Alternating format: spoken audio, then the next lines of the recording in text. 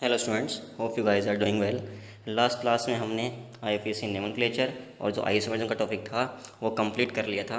आज हम आगे स्टार्ट करेंगे वर्नर थ्योरी। इसमें क्या है, आपके पास एक साइंटिस्ट था वर्नर।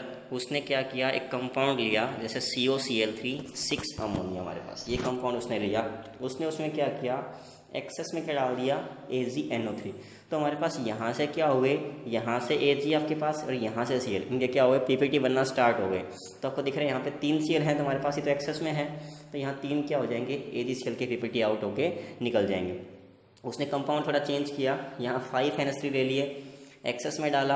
तो यहाँ उसने चेक किया कि यहाँ पे हमारे पास 3 Cl थे, लेकिन कितने निकल के आए, हमारे पास यहाँ पे 2 ही AgCl निकल के आए। उसने फिर कुछ चेंजमेंट किया, यहाँ हमारे पास क्या हुआ, 1 ही निकल के आया। तो उसने यहाँ से प्रिडिक्शन निकाली कि इंटरेस्टिंग फैक्ट निकल के ये आया कि हमारे पास जो कोबाल्ट है, कोबाल्ट क्या चाहता है कि उसके 6 बॉन्ड बने। अब वो 6 बॉन्ड चाहे कैसे बनाए, यहाँ उसके पास 6 अमोनिया थे, उसने बॉन्ड बना लिए, तीनों Cl बाहर निकल के, तो हमारे पास क्या आ गए, 3 AgCl के पीपीटी। लेकिन यहाँ उसके 5 ही अमोनिया थे, तो उसने क्या किया, 1 Cl लिया साथ में, 6 बॉन्ड उसके बनाए और 2 Cl बाहर, तो 2 क्या हो गए इसके पीपीटी बन के आ गए। अगले में 4 थे, तो क्या हो गए, 2 यहाँ से लिए, 6 हो गए, 1 Cl बचा, उसके हमारे पास क्या आ गए, पीपीटी। तो यहाँ से एक बात निकल के आई रिगार्डिंग कोऑर्डिनेशन नंबर, कि हमारे पास जो कोबाल्ट है उसका कोऑर्डिनेशन नंबर कितना आएगा, 6 आएगा। और हमारे पास क्या कर सकता है, ये अमोनिया के साथ साथ Cl से भी बॉन्ड बना सकता है। दोनों हमारे पास यहाँ पे एज ए लिगेंड बिहेव कर सकते हैं। तो इसके जो पोस्टुलेट थे हमारे पास इस थ्योरी के, वो क्या क्या थे। पहला पॉइंट इसने ये बोला कि मेटल कंसिस्ट होती है, 2 तरह की वैलेंसी शो करती है हमारे पास, एक प्राइमरी होती है, एक सेकेंडरी होती है। बिल्कुल सिंपल है। प्राइमरी किसको बोलते हैं, हमारे पास जो उसका मेटल का क्या आएगा, वहाँ पे ऑक्सीडेशन स्टेट आएगा। ये हमेशा कैसी आएगी, नॉन डायरेक्शनल आएगी। आयोनाइजेबल है कि हमारे पास आयंस के थ्रू हम इसको निकाल सकते हैं, और सेटिस्फाई कौन करेगा इसको, नेगेटिवली चार्ज्ड आयंस। जैसे हमारे पास इसको हम किससे दिखाते हैं, इसको हम डॉटेड लाइन से शो करेंगे। ऐसे हमारे पास किससे शो करेंगे, इसको डॉटेड लाइन से शो करते हैं। जैसे AgCl है, तो यहाँ पे Ag किस में, +1 में, तो हमारे पास 1 वैलेंसी हो गई। कॉपर सल्फेट Cu किस में है, +2 में, तो हमारे पास क्या आ गई, इसकी प्राइमरी वैलेंसी सेकंड आ गई। मतलब सिंपल क्या चेक करना है आपको, उसका यहाँ पे ऑक्सीडेशन स्टेट क्या है, उसी को हम क्या बोल देंगे, उसकी प्राइमरी वैलेंसी। लेकिन जो सेकेंडरी वैलेंसी है हमारे पास, वो सेटिस्फाई होती है हमारे पास बाय न्यूट्रल और नेगेटिवली आयंस, या हमारे पास जो लिगेंड्स हैं। ये हमारे पास डायरेक्शनल भी आएगी और कैसी आएगी, नॉन आयनाइज्ड। मतलब उसके जस्ट क्या है, रिवर्स है आपके पास। ये किसके इक्वल होती है, कोऑर्डिनेशन नंबर के इक्वल होगी, और हमारे पास हमेशा फिक्स होती है किसी मेटल के लिए। उसको हमने शो किया था डॉटेड लाइन से, इसको हम किससे दिखाएंगे, डार्क लाइन से शो करेंगे। जैसे हमारे पास एक कॉम्प्लेक्स रखा है K4FeCN6, तो यहाँ पे मैं X निकाल सकता हूँ, ये निकाल हमने सीख पे रखे हैं। कैसे निकालते हैं, K कितनी स्टेट में है, +1 में, तो 4 का कितना हो जाएगा, +4, F को कितना मान लिया, X, Cn पे -1 कितना आ गया, 6 = 0। तो X हमारे पास कितना आ गया यहाँ पे 2। तो हमारे पास जो ऑक्सीजन स्टेट आई है उसको तो हम क्या बोलते हैं, प्राइमरी वैलेंसी हमारे पास कितनी हो गई, यहाँ पे 2 हो गई।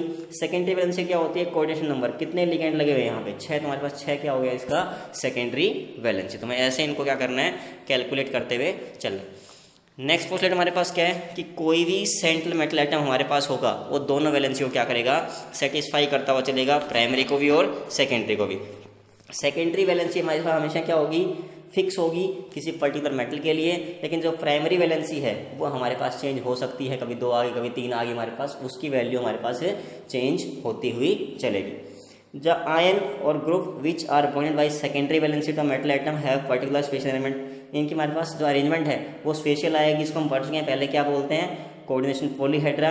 It may be tetrahedral, square planar, octahedral, हमारे पास कुछ भी हो सकता है, डिपेंड करता है वहाँ पे कितने लिगेंड आपके पास जुड़े हुए हैं। जैसे हमारे पास कंपाउंड में लिख के दिखाया, ये जो हमने स्टार्टिंग से स्टार्ट किया था, CONH3 6Cl3। तो यहाँ आपके पास क्या है, इसकी जो सेकेंडरी वैलेंसी है हमारे पास वो कितना है, 6। तो इसको हम किससे शो करते हैं, डार्क लाइन से शो करेंगे। और हमारे पास जो Cl, इससे क्या आएगा, हमारे पास ऑक्सीजन स्टेट आएगी, वो हमारे पास किससे शो करेंगे, हम डॉटेड लाइन से। तो मैंने 6 तो अमोनिया दिखा रखे हैं बाय डार्क लाइन्स हमारे पास, और 3 आपने क्या दिखाए हैं, Cl by the help of dotted lines हमारे पास। तो ये चीज़ें सिंपली क्या है आपके पास, क्या शो कर रही हैं कि हमारे पास प्राइमरी वैलेंसी क्या आएगी, सेकेंडरी वैलेंसी क्या आएगी। इस पर क्वेश्चन भी दिया हुआ सिंपल सा, एनसीईआरटी का क्वेश्चन हमारे पास फॉर्मूला आपके पास दे रखा है, मोल ऑफ एजी दे रखे हैं, जिससे कितने पीपीटी आउट हो रहे हैं, आपको फॉर्मूला ड्रॉ करना है और उसकी सेकेंडरी वैलेंसी लिख के दिखानी है। तो जैसे हमने पहला केस लिया PdCl2 4 अमोनिया, इसमें क्या बोल रहा है कितने AgCl की पीपीटी निकल रहे हैं 2।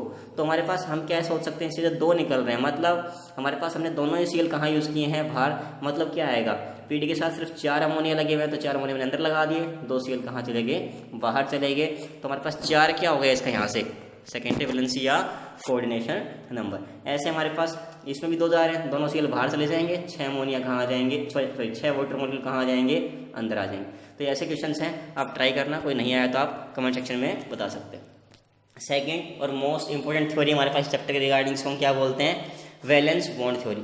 इसके पोस्टलेट हमारे पास क्या है कि जो सेंट्रल मेटल एटम होगा किसी कॉम्प्लेक्स में, वो मिक्स करता है जो उसको अवेलेबल एटम प्रेजेंट होते हैं, किसके लिए, for the formation of coordinate bond. Second क्या बोल दिया कि मेटल एटम में हमारे पास क्या होना चाहिए, must have vacant orbitals of equal energy. हमारे पास हम डी ब्लॉक एलिमेंट यूज करेंगे जिनमें हमारे पास क्या कंपलसरी है कि वैकेंट डी हमारे पास प्रेजेंट होना ही होना चाहिए।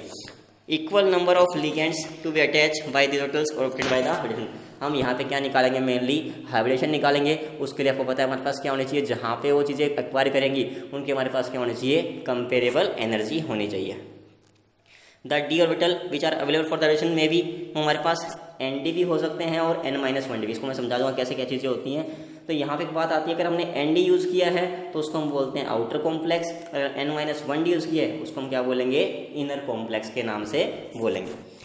अगर लिगेंड हमारे पास दे रखा है has at least 1 orbital containing a lone pair of electron और should be negatively charge so they can easily form coordinate bond. हमारे पास लिगेंड मोस्टली कैसे आएंगे, या तो माइनस का चार्ज लिए होंगे या उस पर क्या होगा, लोन पेयर ऑफ इलेक्ट्रॉन, तो आसानी से क्या बनाएंगे, कोऑर्डिनेट बॉन्ड बना सकते हैं हमारे पास with the central metal atom.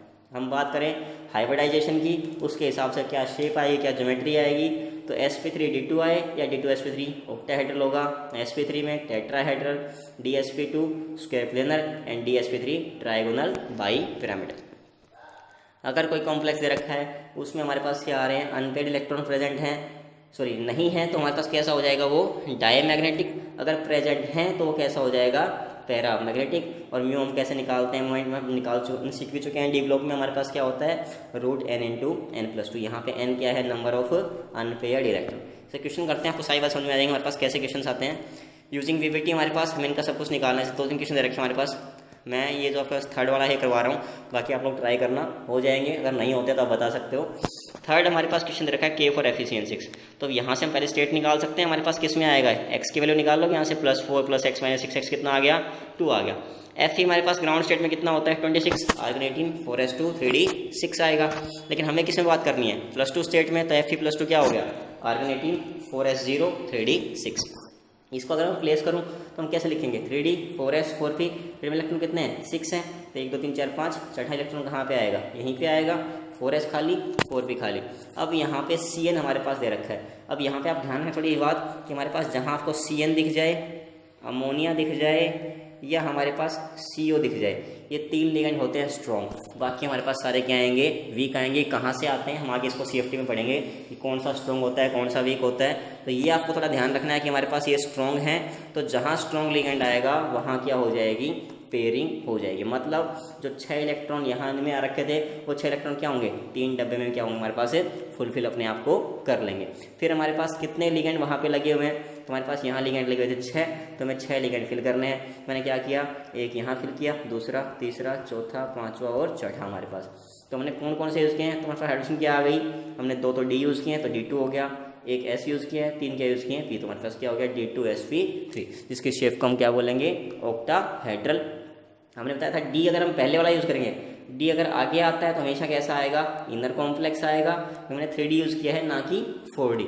और हमारे पास यहाँ n की वैल्यू कितनी है, सारे हमारे पास कैसे हैं, पेयर्ड, कोई भी इलेक्ट्रॉन कैसा नहीं है, अनपेयर्ड नहीं है, तो n की वैल्यू हो गई 0, तो मतलब कैसा हो गया ये डायमैग्नेटिक। और जहाँ n की वैल्यू 0 वो कैसा आएगा, हमेशा कलरलेस आएगा, क्योंकि सारे इलेक्ट्रॉन क्या हैं, पेयर्ड हैं, कोई ट्रांजिशन यहाँ पे हो नहीं सकती है। तो हमें ऐसे क्वेश्चन क्या करने हैं, इसके सोल्व करने हैं। जैसे हमारे पास ये अगला क्वेश्चन करवा भी रखा है, सेम ऐसे ही करना है आपके पास, सेम वही बात है, सारी चीज़ निकालनी है आपके पास, कहाँ पे क्या आएगा। इसमें n की वैल्यू हमारे पास कुछ आ गई, देखो हमारे पास n की वैल्यू कितनी आ गई, यहाँ पे 3 आएगी। तो अगर n की वैल्यू 3 है तो हमारे पास कैसा हो गया, पैरामैग्नेटिक हो गया, कलर्ड भी आएगा, इससे हम क्या निकाल सकते हैं, मैग्नेटिक मोमेंट भी निकाल सकते हैं। सेम ऐसे हमें करना, कौन सा क्वेश्चन करना है, ये आगे वाला क्वेश्चन भी करना है। यहाँ पे क्वेश्चन हमारे पास जैसे क्वेश्चन इसमें इस फॉर्म में आएंगे कि सॉल्यूशन है NiH2O6 का, वो कैसे कलर का है, ग्रीन कलर का है, लेकिन NiCN4 का हमारे पास वो कैसा है, कलरलेस। तो कुछ नहीं करना, आपको एक आइडिया लग गया होगा कि हमारे पास जहाँ पे n की वैल्यू 0 आएगी वही कलरलेस होता है, मतलब इसमें कुछ ना कुछ करके हमारे पास क्या होगी, n की वैल्यू 0 आने वाली है, यहाँ n की वैल्यू कुछ भी आ सकती है 1 2 3 हमारे पास। तो जहाँ 0 वहाँ कलरलेस, जहाँ 0 नहीं आएगा वहाँ हमारे पास कैसा हो जाएगा, ये नॉन कलरलेस। तो हमारे पास सेम वही स्ट्रक्चर है, वाटर वीक लिगेंड है, पेयरिंग नहीं होगी तो हमारे पास यहाँ पे क्या आ रहे हैं, अनपेयर्ड इलेक्ट्रॉन आ रहे हैं तो n की वैल्यू 2 है तो हमारे पास क्या करेगा, ये कलर शो करेगा। लेकिन हमारे पास सीन वाले केस में क्या होगा, पेयरिंग हो गई, यहाँ n की वैल्यू है ही नहीं हमारे पास, n की वैल्यू कितनी है इस केस में 0, तो इसमें हमारे पास क्या शो कर रहा है, ये कलरलेस कंपाउंड शो कर रहा है। तो इसमें सिंपल सी बात हमारे पास क्या है कि जो डी ट्रांजिशन हमारे पास होती है, अगर वो एब्जॉर्ब करती है रेड लाइट तो कॉम्प्लीमेंट्री हमारे पास क्या शो करेगी, ग्रीन कलर वगैरह शो करती है। तो वो चीज़ हम निकाल सकते हैं, मैंने आपको बता रखा है कैसे निकालते हैं, ऐसे बना के सिंपल सा प्योर लिखते हैं। इसमें हमारे पास VIBGYOR, तो किसी ने अगर रेड लाइट एब्जॉर्ब किया तो क्या शो करेगा, ग्रीन शो करता है, उसका कॉम्प्लीमेंट्री जो कलर आता है वो हमारे पास शो करेगा। एक क्वेश्चन और दिया वैसे ऐसा ही, जिंक अमोनिया 4 हमारे पास, तो वही से अब करना है आपके पास, D10 ले लिया, n की वैल्यू 0 आ गई, sp3 डायरेक्टर हमारे पास, FeCO5 स्ट्रॉन्ग लिगेंड है हमारे पास, सेम वही बातें हैं, कुछ भी नहीं है। तो ये सारे क्वेश्चन आपको करके देखने हैं, काफ़ी इंपॉर्टेंट क्वेश्चन हमारे पास एंट्रेंस में भी आते हैं, बोर्ड्स में भी आपके पास आते हैं, तो ये ढंग से करने हैं अच्छे से, इसके एनसीईआरटी क्वेश्चंस करने हैं। Till take care, stay blessed, stay at home.